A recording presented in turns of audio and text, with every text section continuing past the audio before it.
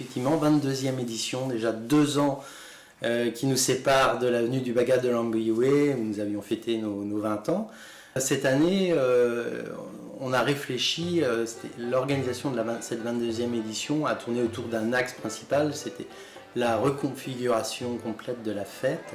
On a voulu recentrer la fête des tisserands autour de la place 1830. Ça fait 2 ans que la fête des tisserands est légèrement déficitaire. Nous avons pris 2 décisions cette année. Donc la première, d'alléger légèrement la programmation. Donc nous avons enlevé un bagad, mais mis 2 cercles celtiques. Et puis surtout que les Amis du Tisserand réinvestissent le centre-ville, la place 1830. Cela comprend la restauration, les buvettes, et puis bien sûr la rue de la Graine à la Toile, la rue du Tisserand, où nous expliquons toute la chaîne du lin. Elle se trouve maintenant rue Notre-Dame, en plein cœur de la ville, dans le village des Tisserands, dans le village du lin, dans le cœur de la fête. Un loup pour vérifier.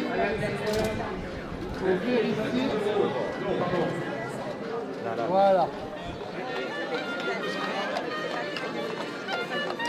2 défilés traditionnels dans les rues de Quintin. Il y en a un le matin, un l'après-midi. Les calèches, la population avec les différents métiers autour du lin, les tisserands, les filotiers, voilà. On va essayer de trouver des gens en plus pour se costumer dans cette fête. C'est un appel que je lance là. Il faut vraiment que les gens s'investissent encore davantage dans le défilé. Nous n'avions pas assez de monde cette année, donc les tisserands vont réfléchir cette année. Voilà, comment peut-on faire venir plus de monde? On va certainement faire un petit événement à ce niveau-là, essayer d'inviter des gens, faire dans les boîtes aux lettres. Enfin, on va réfléchir à voilà, pour essayer de dynamiser ça.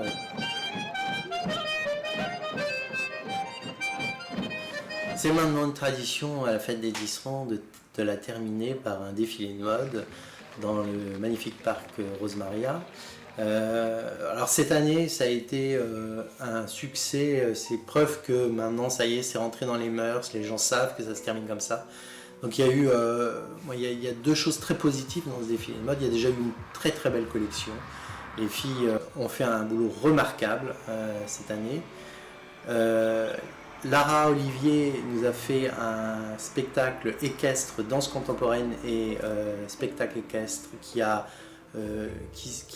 allait très très bien dans le site et avec le thème du défilé qui a été absolument remarquable.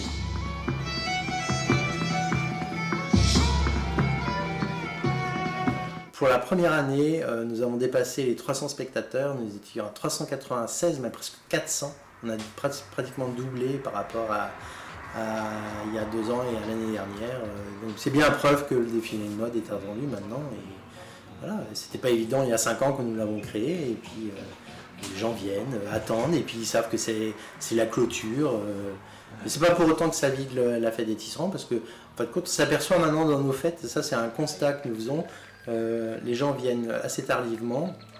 Ils viennent entre 14 et 17 heures, quoi. Et voilà, il faut vraiment porter tous ces efforts à ce moment-là, quoi.